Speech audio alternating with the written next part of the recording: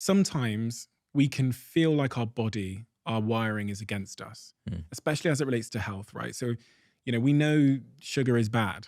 So why does our brain send us these cravings to go and eat sugar?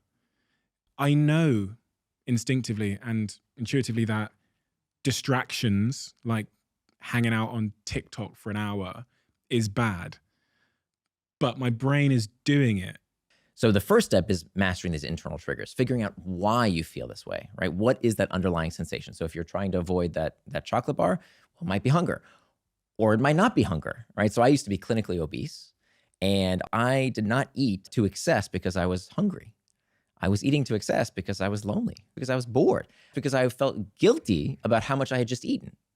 It wasn't just about the hunger, right? Very few people who are obese are just hungry all the time. That's not what's going on. It's because we're eating our feelings. That's what's happening, right? Time management is pain management.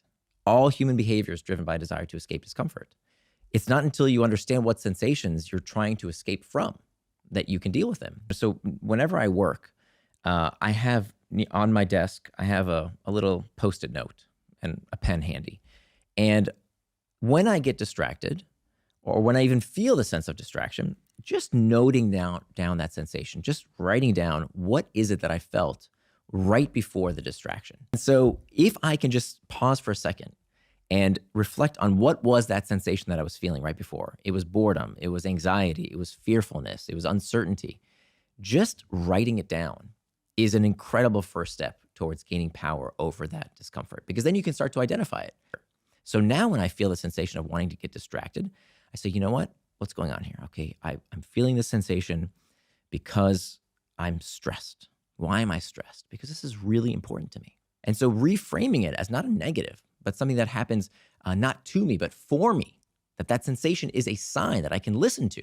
High performers, when they feel those internal triggers, they experience the same internal triggers the rest of us do, but they deal with it by using it as rocket fuel to push them towards traction. Whereas distractible people, as soon as they feel that discomfort, they try and escape it with distraction. That's the big difference. So step one is Understand it. Master those internal triggers, Yeah. or they become your master. Yeah. So that's step number one. There's a bunch of techniques. We're just covering the surface. There's over a dozen different techniques that you can use to help you master those internal triggers. Now, the second step is to make time for traction. Okay. So when you have those doubts, one of these techniques that is really life-changing is scheduling time for worry.